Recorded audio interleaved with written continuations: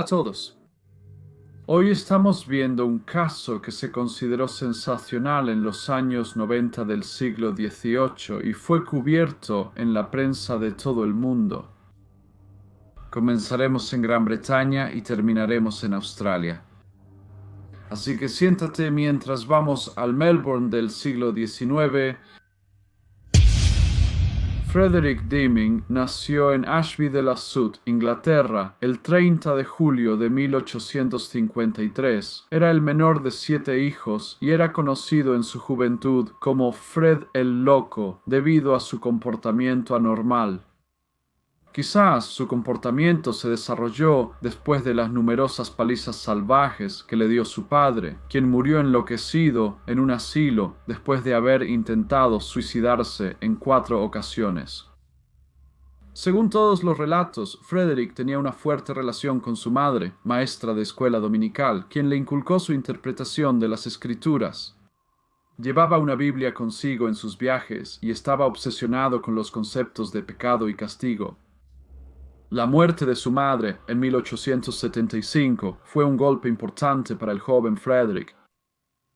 A la edad de 16 años huyó al mar y mientras viajaba por el mundo, inventó diferentes nombres y supuestas ocupaciones para cada país que visitó. Regresó a Inglaterra y se capacitó como instalador de gas, trabajando en la Catedral de Chester. En 1881, cuando Frederick tenía 27 años, se casó con Maria James, que tenía 26 años y era de Gales. La pareja se cansó de vivir en Inglaterra y comenzaron una nueva vida, primero en Sudáfrica y luego en Australia. En Australia, Frederick trabajó en Sydney, Rockhampton y Melbourne como instalador de gas. Mientras estaban allí, su esposa Marie dio a luz a 2 hijos. Se le consideraba un trabajador hábil, pero mientras trabajaba en la instalación de gas en Sydney, fue acusado de robar accesorios de latón. Negó este delito y culpó a un asistente joven, pero fue encontrado con ellos y condenado a 6 semanas de prisión. Después de su liberación, continuó trabajando en Sydney como instalador de gas hasta diciembre de 1887, cuando nuevamente fue llevado a juicio, esta vez por fraude. Desapareció de Nueva Gales del Sur mientras estaba bajo fianza y la familia regresó a Inglaterra a través de Sudáfrica. Mientras estaban en Inglaterra tuvieron 2 hijos más, llevando su total a 4. Debido a sus muchas peleas, Frederick y Maria se separaron y él regresó a Sudáfrica, donde se involucró en el fraude de la mina de diamantes de Transvaal en 1889. En su camino de regreso a Inglaterra, se le recordó en el viaje por su ostentosa exhibición de joyas y dinero y su atención no deseada a las pasajeras. Llegó a Hull en noviembre de 1889 y se hizo pasar por un granjero de ovejas, retirado llamado Harry Lawson, de Mount House Farm, Rockhampton, en Queensland.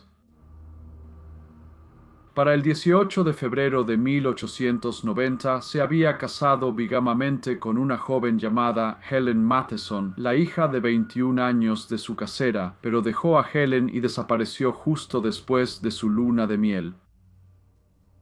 Regresó brevemente a su verdadera esposa y 4 hijos, pero luego se involucró en un fraude de jurado y rápidamente abandonó el país, dirigiéndose a Sudamérica. Fue arrestado en Montevideo, Uruguay, y llevado de vuelta a Inglaterra para cumplir 9 meses en prisión. Fue liberado de la cárcel en 1891 y se hizo llamar Albert Williams, diciéndole a la gente que era un oficial militar de permiso desde India.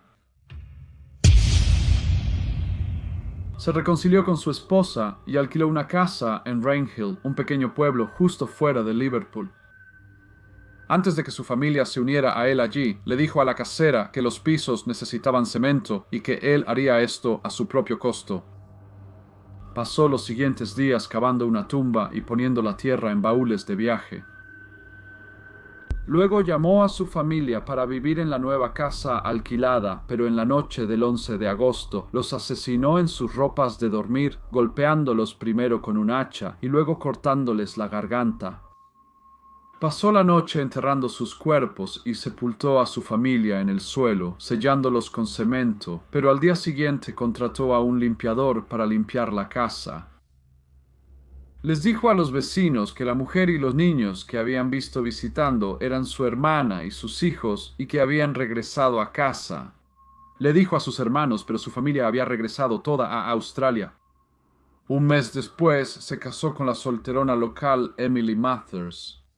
Ella tenía 27 años y los recién casados zarparon en el Kaiser Wilhelm II hacia Melbourne, Australia, donde él estableció su hogar en la calle Andrew, en los suburbios del sureste de la ciudad.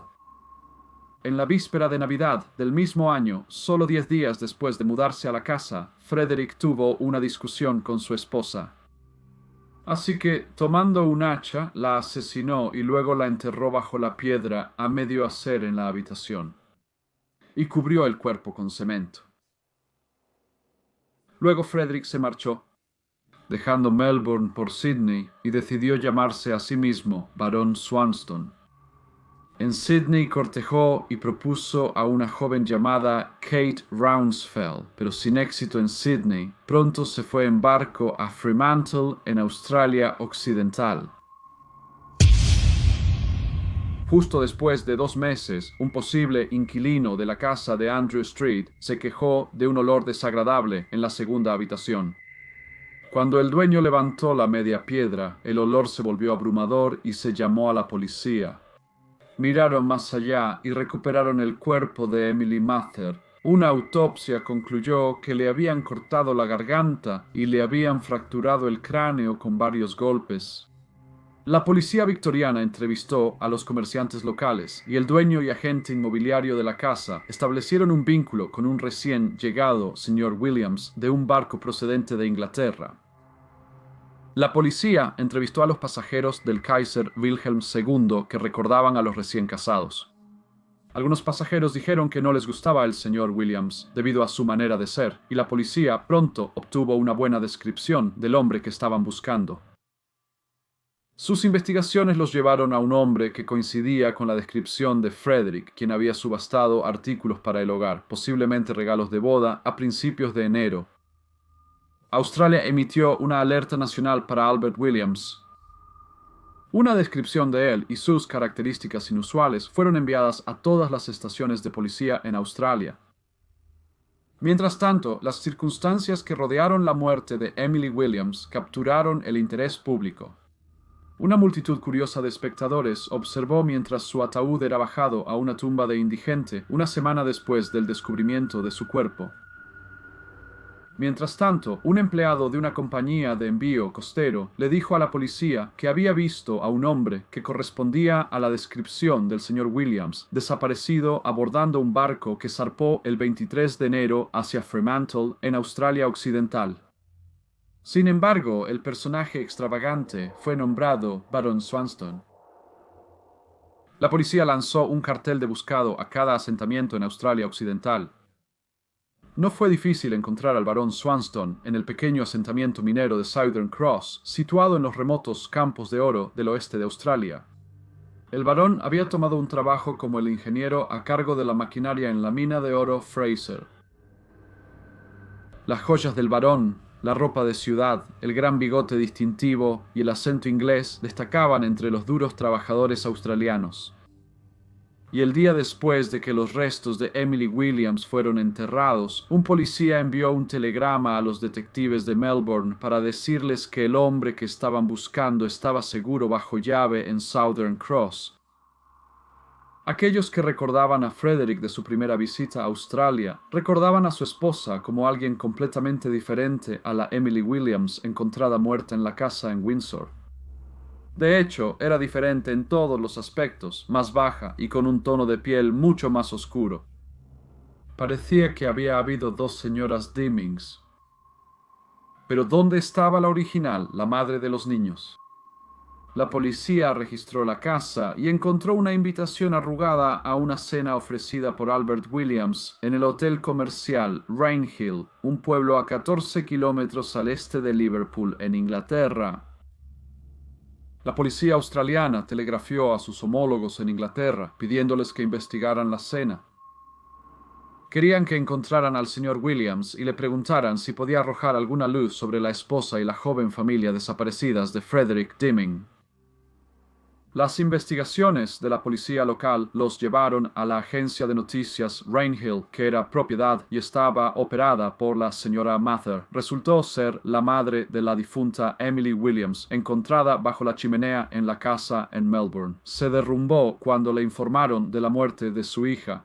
La señora Mather explicó, pero también dirigía una agencia de alquiler en Rainhill. Su hija había conocido al señor Williams, quien correspondía a la descripción de Frederick cuando llegó a Rainhill a finales de octubre de 1891. Llevó a la policía a la casa que Frederick había alquilado. Al entrar a la casa, la policía se encontró con un olor horrible. Para ellos era más reconocible como el olor de la muerte. Desmontaron la chimenea con palancas y palas. Removieron la media piedra para encontrar los cuerpos de una mujer y 2 niños, todos en un estado avanzado de descomposición. Los cadáveres estaban envueltos en tela de aceite. La mujer yacía boca arriba mientras que los 2 niños estaban volteados con sus rostros hacia abajo, uno a cada lado del otro. Miraron más allá y encontraron a otros 2 niños incrustados en cemento. Un cuerpo era de un infante y el otro era de una niña pequeña, yacía a los pies de la mujer. La policía encontró un libro con los cuerpos en el que el nombre Dimming había sido tachado y se había añadido Williams. La policía no tuvo dudas de que Dimming y Williams eran en realidad la misma persona.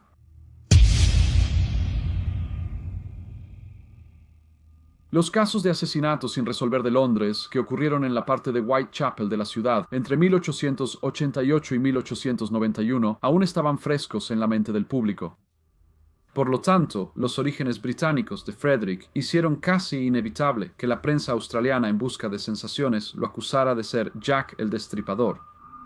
Esto le dio la notoriedad que siempre pudo haber estado buscando y se informó que confesó haber cometido 2 de los asesinatos del Destripador.